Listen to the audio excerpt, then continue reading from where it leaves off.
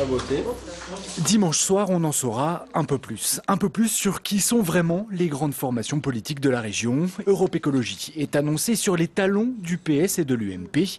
Les Nouveaux Verts veulent donc confirmer leur bon score aux élections européennes. On se pose la question de savoir si ce bon score, relativement bon score, sera confirmé, amplifié ou au contraire contredit.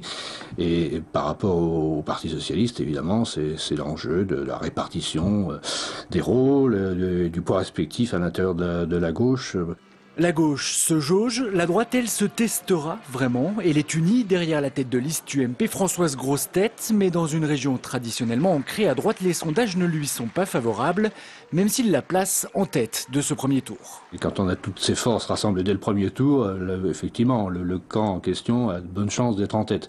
Par contre, si jamais la droite n'était pas en tête au premier tour, alors là, ce sera vraiment un échec particulièrement cuisant. En clair, l'UMP peut déjà perdre gros lors de ce premier tour. Les autres listes aussi, elles joueront leur survie dimanche prochain.